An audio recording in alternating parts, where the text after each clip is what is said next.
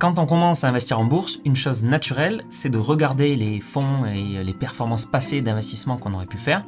Et à ce jeu-là, on peut se rendre sur le site Cantalis, qui répertorie plus de 63 000 fonds d'investissement. Donc si on va dans Fonds, Recherche, on voit ici plus de 63 000 éléments. Et si on se place sur la catégorie Actions uniquement, et qu'on prend les meilleurs fonds par performance sur les 5 dernières années, donc performance moyen terme, long terme, on trie sur 5 ans, on trouve sur 29 000 fonds actions, en première position, un ETF, Nasdaq 100 Daily x2. Et si on trie même sur 8 ans, donc le maximum de performance historique qu'on peut avoir sur Cantalis, c'est encore cet ETF qui apparaît avec plus 1171% de performance sur 8 ans, bien loin devant le deuxième qui est qu'à 590, donc 2 fois moins. Donc la performance de cet ETF est énorme, c'est une performance colossale, et vous auriez fait x12 en 8 ans, donc 10 000 euros serait devenu 120 000 euros. Mais connaissez-vous l'ETF TQQ? Parce qu'en fait, on peut aller plus loin. C'est l'ETF qui n'applique pas seulement un levier x2 sur le Nasdaq 100,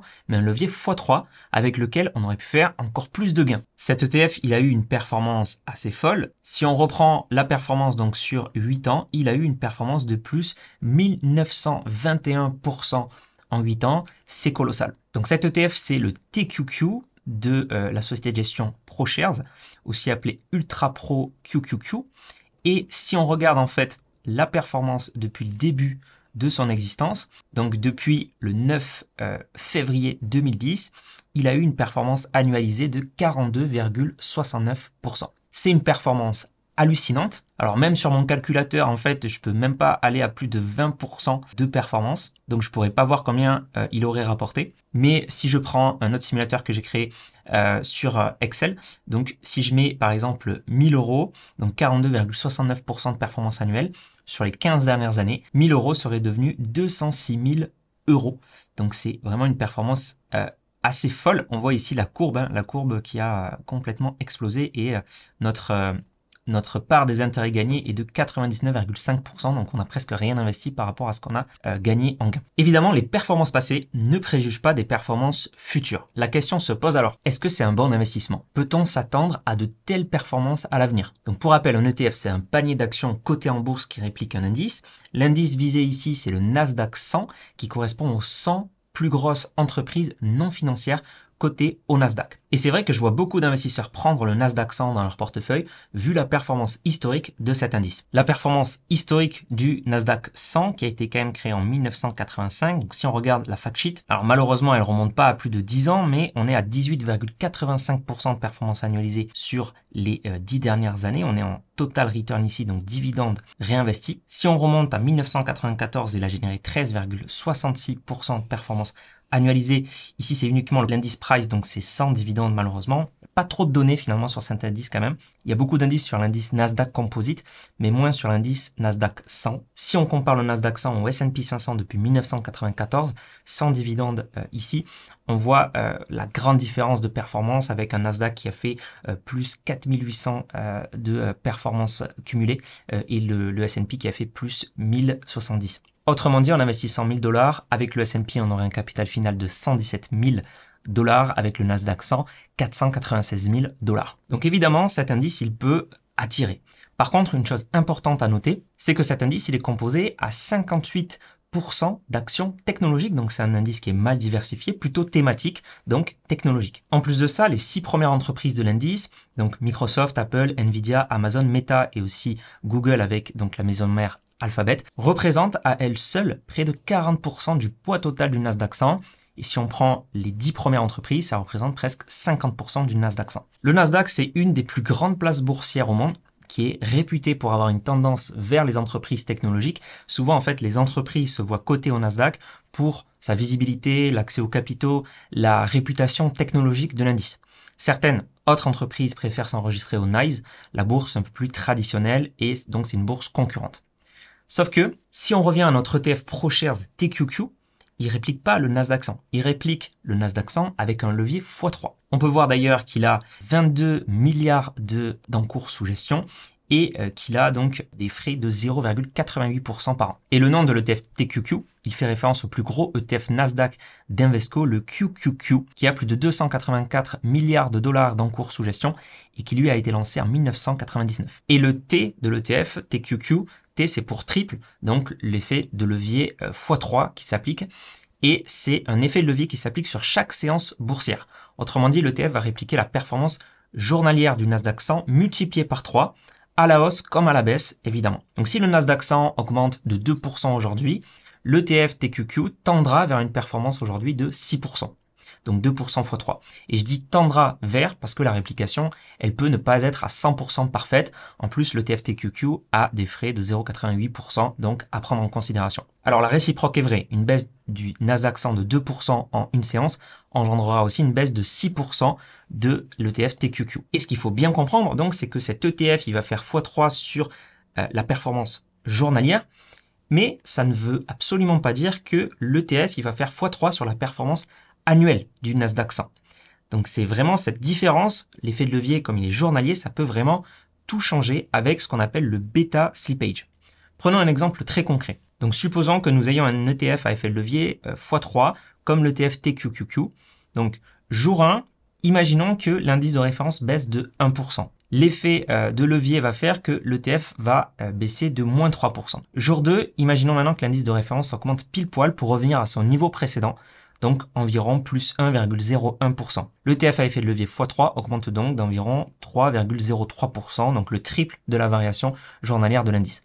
On pourrait alors croire que lui aussi va être compensé et qui reviendrait à son niveau précédent. À cause du bêta slippage, le prix de l'ETF à effet de levier x3 va progressivement dévier, tandis que l'indice de référence, lui, va rester autour donc de la valeur initiale. Ici, j'ai pris une valeur de 100, tandis que l'ETF va progressivement dévier. Donc, c'est par le jeu mathématique des pourcentages. Et on voit au bout de 200 séances, on voit que l'indice ou un ETF qui fait x1 sur l'indice de référence reviendrait au niveau initial donc de 100, tandis que l'ETF à effet de levier x3, lui, serait à un niveau de 94, donc il aurait fait moins 6% sur la période. Donc on voit bien que sur cette période, il n'a pas fait x3 sur la performance de la période, par contre il a fait x3 sur les performances journalières, et ça a peu à peu donc dévié sa performance long terme par rapport à l'indice, qui donc lui fait 0%, tandis que le TF x3 fait moins 6%. Et ça, c'est quelque chose qu'on retrouve en pratique. Si on regarde les pertes qu'il y a eu par exemple en 2022 avec les valeurs de croissance qui ont fortement chuté, donc notamment les valeurs technologiques, on peut voir ici en violet un ETF qui fait x1 donc sur le Nasdaq 100, en orange un ETF qui fait x2 et en bleu un ETF qui fait x3. Vous pouvez voir donc que sur cette période, on a l'ETF x1 qui a eu globalement une performance de 0%. Pourtant, l'ETF x2 a fait moins 23 et l'ETF x3 a fait moins 45%. Un événement marquant d'ailleurs qu'il y avait eu sur le Nasdaq, c'était l'éclatement de la bulle Internet en 2000. Et là, le Nasdaq 100 en 2000, 2001, 2002 a perdu énormément de valeur et par rapport à son plus haut, en octobre 2002, il était à moins 82%. Donc je vous laisse un petit peu imaginer ce que ça aurait donné sur un ETF x2 ou un ETF x3 comme baisse. Donc évidemment, l'effet de levier peut être très dangereux. D'ailleurs, le Nasdaq 100 a retrouvé son plus haut en 2015, donc il a mis 15 ans à retrouver son plus haut de l'année 2000. Donc je vous parlais du bêta slippage, mais si on prend un exemple maintenant du bêta slippage un petit peu différent avec une tendance haussière de l'indice. Donc par exemple, jour 1, l'indice monte de 2%, jour 2, l'indice baisse de 1%. Alors l'indice de référence au bout de 200 séances de bourse aura enregistré une performance de plus 165%, tandis que l'ETF x3, lui, aura atteint une performance de plus 1513%, donc il aura fait x9 par rapport à l'indice de référence, bien loin d'un simple x3. Donc le fait que l'ETF triple la performance journalière et non la performance annuelle, ça fait que la performance annuelle de l'ETF peut largement dévier du triple de la performance annuelle de l'indice. Et si on a un indice sous-jacent qui effectivement a des performances journalières avec plutôt des tendances haussières comme ça, on peut avoir le bêta slippage qui est plutôt du coup là en notre faveur. Et c'est pour ça qu'on peut avoir du coup des fois des ETF à effet de levier qui ont des performances assez incroyables. À l'inverse, si l'indice sous-jacent a des performances journalières qui sont plutôt avec une tendance baissière, là ça peut clairement jouer en notre défaveur. Donc l'effet de levier, c'est un petit peu très spéculateur, c'est très dangereux. Ça peut évidemment multiplier les gains, mais ça peut aussi multiplier les pertes. Et en théorie, même une baisse de 33%, disons 34% de la valeur de l'indice en une seule journée, ça entraînerait la perte totale du capital investi, donc moins 100% si on fait x3. Bon, alors c'est tout de même improbable parce que il pourrait y avoir en plus des suspensions de séance avec une telle chute des marchés. Et si on regarde la pire journée du Dow Jones, donc à la bourse de New York, ça date du crack d'octobre 1987 et avec la chute donc du 19 octobre 1987, moins 22,6% en une journée.